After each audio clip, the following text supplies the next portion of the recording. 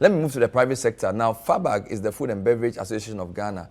John Awuni is the president. He has a lot to say. He has just 5 minutes. I'm just going to jump straight to him. John, what is the state of the nation as far as the private sector is concerned, using the Food and Beverage Association as the entry point? Thank you very much, Bernard. Good evening, and good evening to your listeners. Thank you for the opportunity.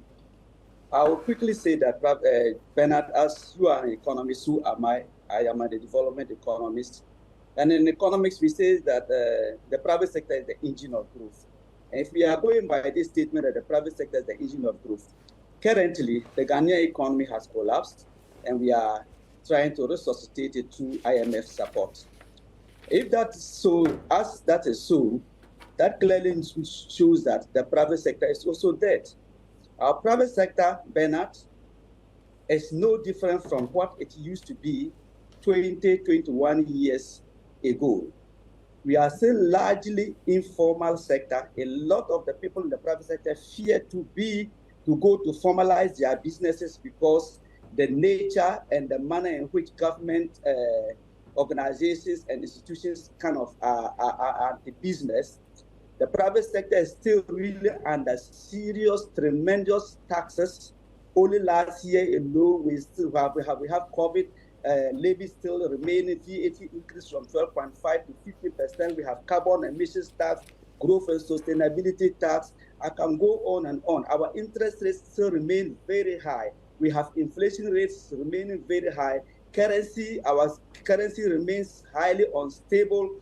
That makes the players keep losing their working capital by the day. We started this year almost with about 12 cities. Today now we are going about 13 cities to $1. Indeed, the forest bureaus are quoting above 13 cities.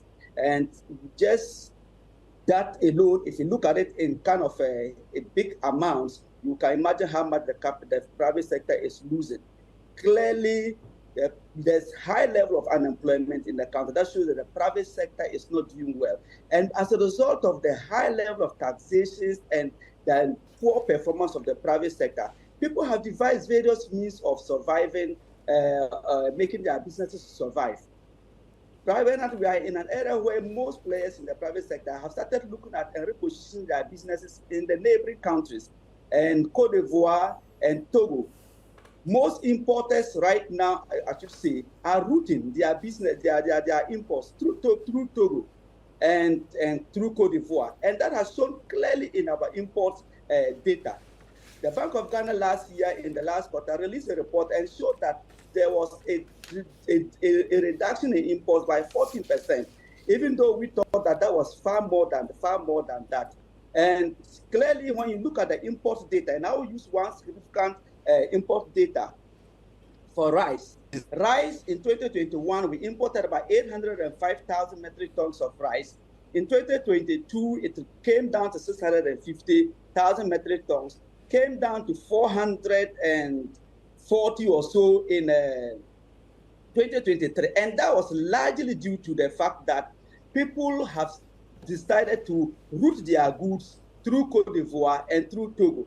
And Ben, let me tell you, that became a very serious thing and for players in the industry, because people were undercutting. And those who could not route their goods through Togo and Cote d'Ivoire could not sell in the market. You went into the market, you find out a lot of French label goods in our market. And that clearly killed it, through the chance of killing many businesses. So to say, the private sector is not doing so well. But one thing clearly that came to the fore in the presentation of the State of the Nation address, which clearly saddens me, is our data, our statistics, the use of our statistics, the sources of our statistics. Bernard, I know we do not have time, but I will encapsulate my story shortly in a manner. On January 22nd, I took up a data from a private person from the port.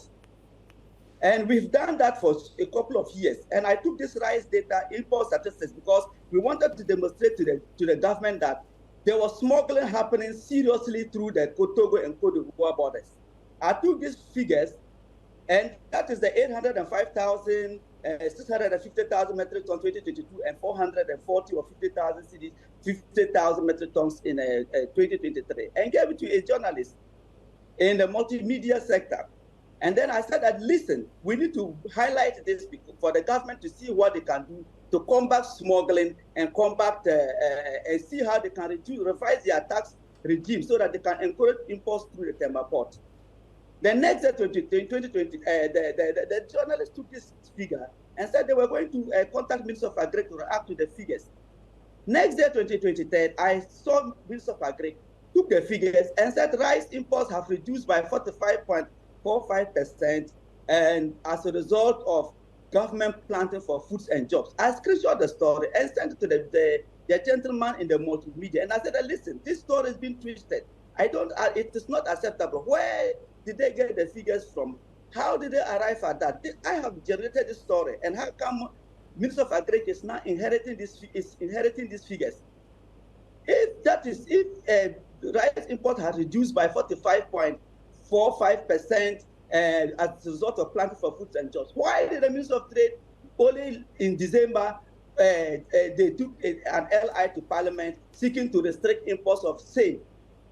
So let me get you straight. You're saying that the comment the president made that rice imports have come down was actually based on wrong information, and that you were trying to communicate increase in the usage of other ports and smuggling into our country, which the journalists misconstrued to mean rice imports had come down, which the government also misconstrued to mean PFJ had reduced rice imports. So the information the president put out was actually based on wrong information. That's what you're trying to say. Is that what you're trying to say? Absolutely wrong information, so to say. And Bernard, my sadness is that it has been same since the year 2000. Our data in this country is absolutely a major problem, because if you misinterpret the data, then your policy formulation is going to be wrong. All right. So thank you. We'll probably explore this on a different date.